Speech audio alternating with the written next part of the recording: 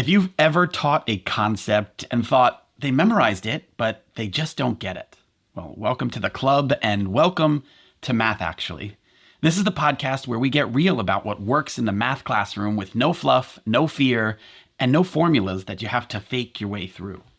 See, I'm your host, Chuck Poole, and today we are kicking off our very first episode with someone who's not only helped build curriculum, but has spent years in the classroom learning what actually sticks. Gaspard joins us to break down the difference between solving and understanding, how to build safer spaces for mistakes, and how shifts in practice can lead to big wins in student thinking.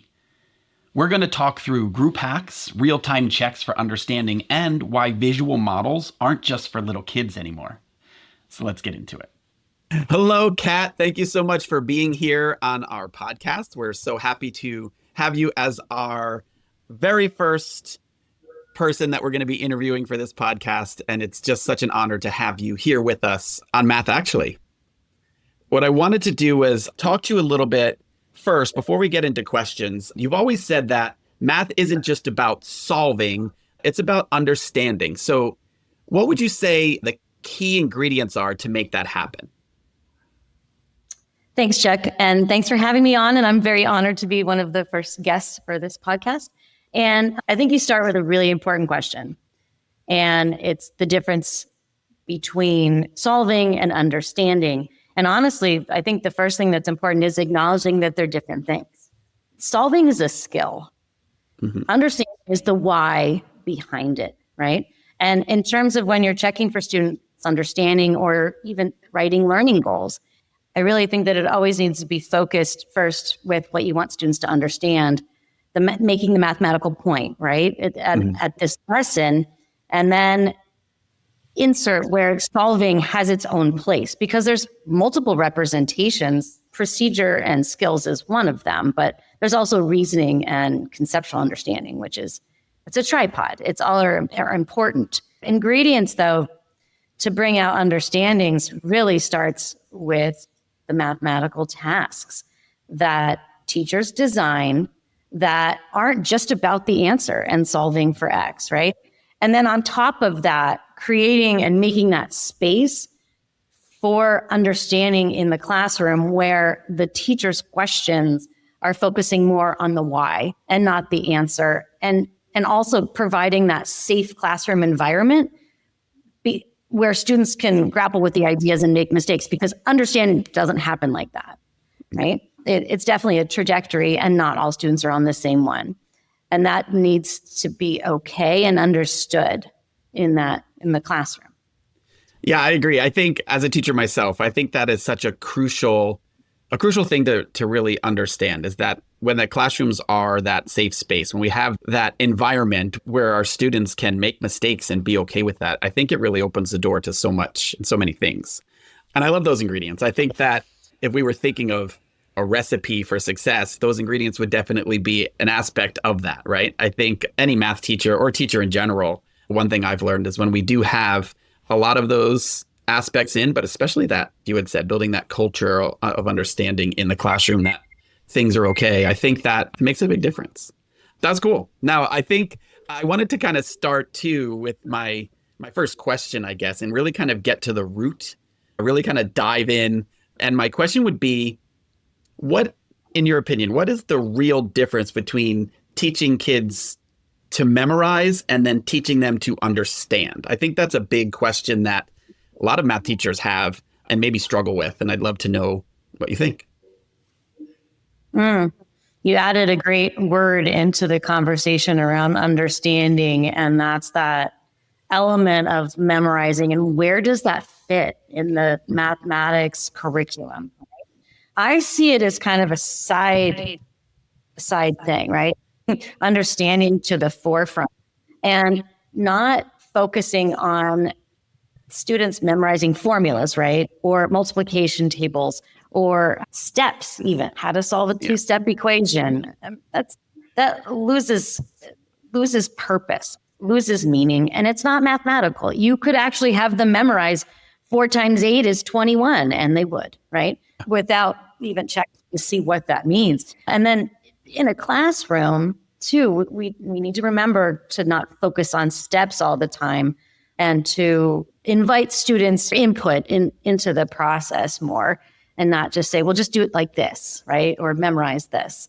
I totally agree with that, because I think even from a student's perspective, if we were going to say, okay, you need to memorize this, I think that they may do that, but they're not going to find the same value in that necessarily as they would in truly understanding something, right? Because once they truly understand it, they get it. And now this is important. I can relate it to my life. This is something that I could use. Eliminates a lot of different types of questions they might have, because now it's theirs, right? They own it. It's not something that's just, okay, I memorized this for one specific thing, but now I understand it for my life, right? Yes. And in terms of assessment, if you just ask them to memorize, then when you assess them, you just ask them to regurgitate what they memorize, which that's not a math standard. Yeah. Just take it back what you gave them. So that doesn't show any understanding at all. They could memorize anything. Yeah. So, yeah. No, I agree. And I see that. I see it all the time. And I think one thing that I love is when I'm teaching students, when they understand something, that's that light bulb moment, right? When they memorize something, okay, maybe they, like you said, they'll regurgitate it on a test and maybe they get the A. But honestly, I think that when that light bulb comes off, that's what we really want to see, right? It's okay. The A is nice, but the grade isn't the goal, right? It's that understanding and that light bulb moment. I wonder then, let's kind of continue this conversation a little bit, because I know for me, I've made many mistakes. But what would you say is one mistake that you see teachers make when they're introducing a new concept, when they're coming into their class, they're introducing that new concept, and then this is that one mistake that you've seen people make? And then the second part of that question would be, how can we fix it? Working with teachers now, and to be graceful to them about their learning trajectory, I could call it a mistake, but feel kind of bad doing that. But everyone's focused on the learning goal and this is what it is. But it's forgetting, I think, to connect it to prior knowledge in a bigger standard and bigger understanding. So, for example, this is something that I've seen in my methods classes and observed student teachers in an Algebra 1 class. And it has to do with solving systems of linear equations. And so they just start off with, they solve and they get the solution. And then maybe one or two problems where they look at infinite and no solutions. And some of them are kind of like, yeah, whatever. And I always thought of it as, wow, this is such a, systems is so cool. Why not start it off? These are the three possibilities when you have two systems working together. Let's investigate these three things instead of just having it always be one solution, which is a point, and then it becomes that algorithm, the steps. You solve for X, and then you step it back into the other one, and then the next day is elimination or substitution, and it completely loses its value and its context. So then we're by the end, student, when do I need to know this? And so I think, how to fix that is,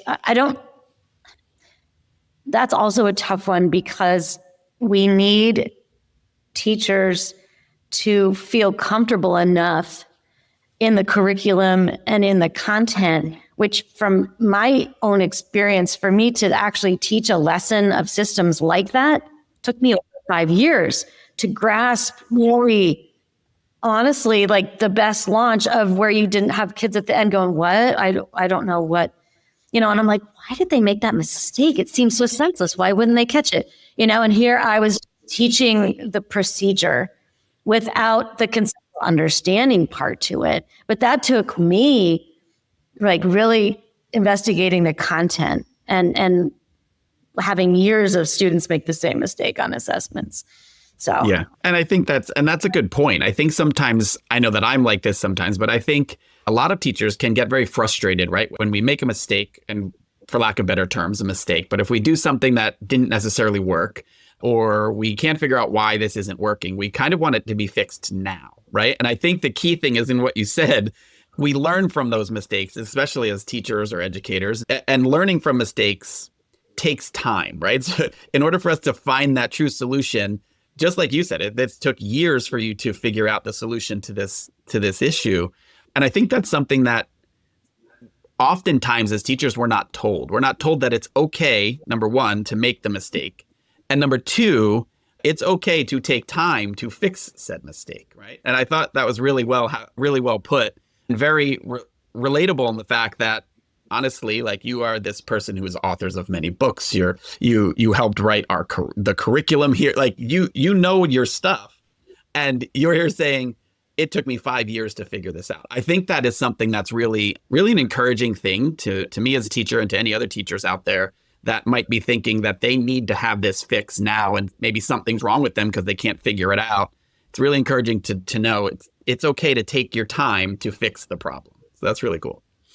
Well, thanks. And honestly, too, isn't it what we want our students to feel in our math classrooms as well? Yeah, exactly. Right. Like, we know what we're supposed to do, but there's times when, you know, as humans, we get frustrated and we want it done right away. Right. And you're absolutely right. So that was really, really insightful. So I think that was a good answer to that particular question that I had. I think moving from that, then let's make this a little bit actionable in a very, very simple, tangible way. So what I was thinking was, one of the things that could be tough, being able to really check for true understanding in the moment, right? So I was just wondering what your go-to strategy would be, or that you've used to check for understanding in the moment. Very good question. I think I would, in my forethought, I'm thinking of the 5 practices. Okay. The orchestrating math discussion. But within those, I really think that I can pull from that in how to check for understanding in the moment. And so a couple of scenarios kind of came to my head. One of them is when you're monitoring, right? Mm-hmm. Students are working in groups, and, you know, instead of just running from hand to hand, from question to question, maybe coming up and asking students some questions, right? To check for that. But then again, asking them the questions of why they did this. Then maybe if they're not working in groups, kind of with a whole class, kind of quick, there's a few strategies like show me hands 1 to 5 of how this is landing or how you're understanding with this. I think that's one of the toughest things that teachers do on the fly. Yeah. And one of those 5,000 decisions that they make in a day, right? Of like which student to kind of ask a question enough to figure out an understanding, and then be able to notice that as you're walking around monitoring other groups, so that when you bring everyone back together, you can kind of address maybe the partial understandings or the misunderstandings, you know, so that you don't get caught at one group for a little bit. That's yeah. One of the huge challenges, I think, when they're working in groups. Of course, when the bigger group, like I said, you can do gauges 1 to 5 or show me hands or do some whiteboard things. Yeah. That again takes planning, and it also takes a really good task to where students aren't necessarily like jumping quick to an answer. Gives you time to monitor.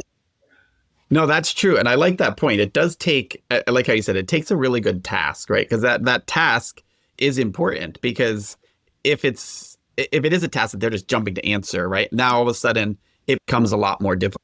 But I think it is that a big challenge is that group setting, because you're right. When you're working with one group and kind of monitoring, and then there's other groups that, you know, do they understand or do they not? How do we know? And I like some of the strategies that you pointed out. What I would use oftentimes, just because it was cheap, I would have green note cards and red note cards, you know, just like the regular note cards, and they would have them on their desk so I would be able to see. Would you say that when working with groups, could you use a strategy like that as well, where it's like a visible thing where the group puts something down where I know they understand or not? Would that be beneficial, or would you say something else would be better? Just curious. Oh my gosh. Yes. You add such a great layer onto it for color coding, which takes such creative planning. And I've definitely fallen flat on my face. So, you know, again, those 5 years, give yourself time to develop this, of like, even in terms of different sides of the cards, I've noticed too, so that if you know that you see yellow, that they're on the back side of a certain, maybe is the next step in the problem, right? Mm-hmm. Or where to go to next, so that you can actually then collectively see at maybe a different poster but color coding is so important in that. And so I would love to see that in your classroom. You use red and green. Do you use any other colors? I have blue, and the only reason is because the pack came red, green, and blue. So I actually have used blue as well. And basically what that was, so green meant I'm good to go. Totally get it. Red means I'm completely lost. And blue was I have a question.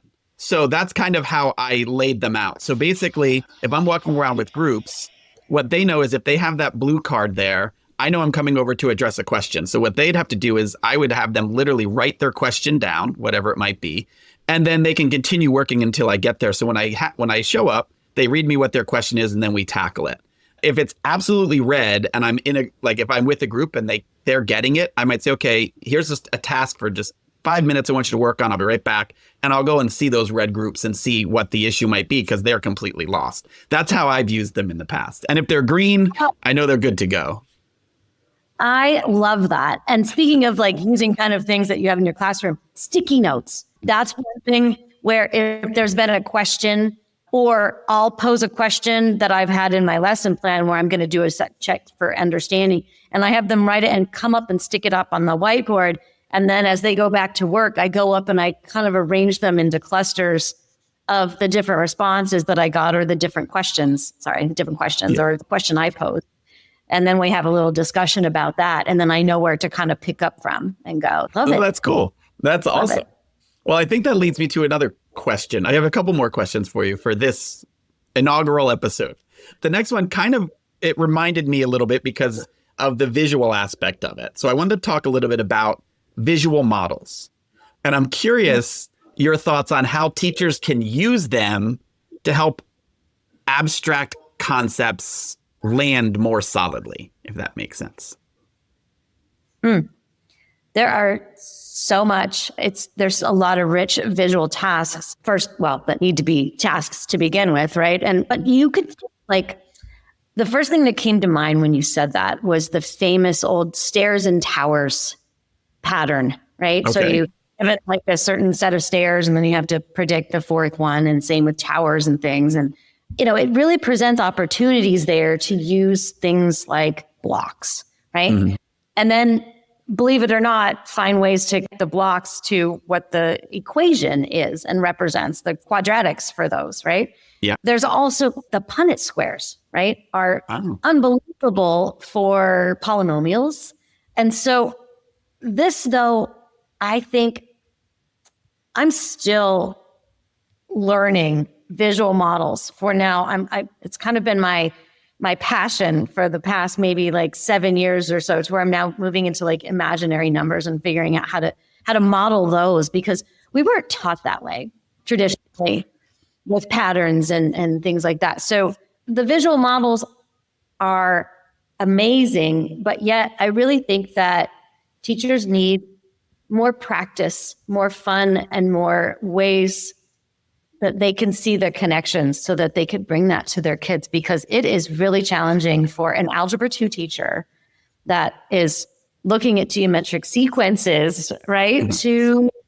To value taking the time out to let their kids build with blocks to get to the ultimate, right? And so I think that there's a lot that can still be done, but the value is so important. And now where I think it's come out is in a lot of summer camps, like that, where teachers and students can have the opportunity to explore. But yeah, I love it. I think I just have one more question for this particular episode, because I know that we have you for four episodes of the podcast. So I wanted to kind of end this one with a Reveal Math specific question. And my question would be, really, Reveal Math really leans into specific types of instruction, especially this kind of instruction. So I was curious, what is one feature from the program that you think, or you would advise, that teachers should be using more to help learning stick?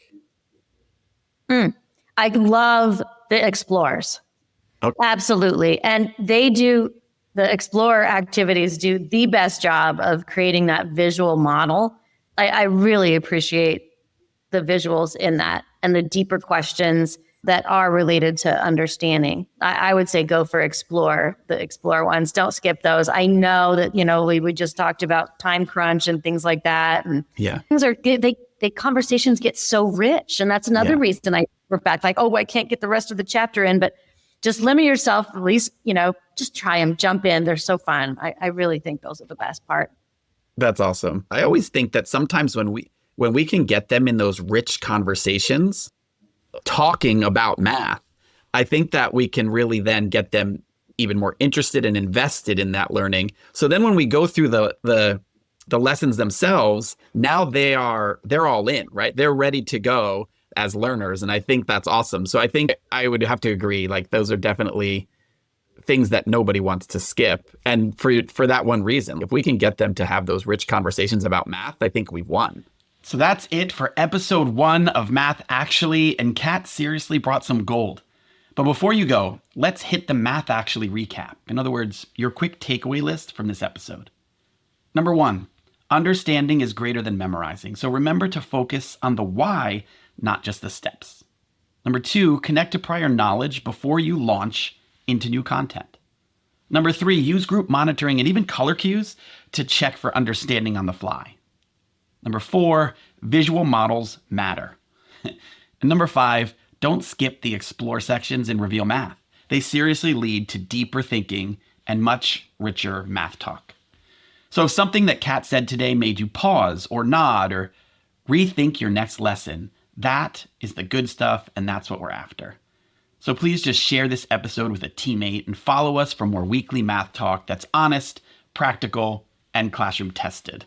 And remember, your math block, it's not just a lesson, it's a launch pad. See you next time on Math Actually.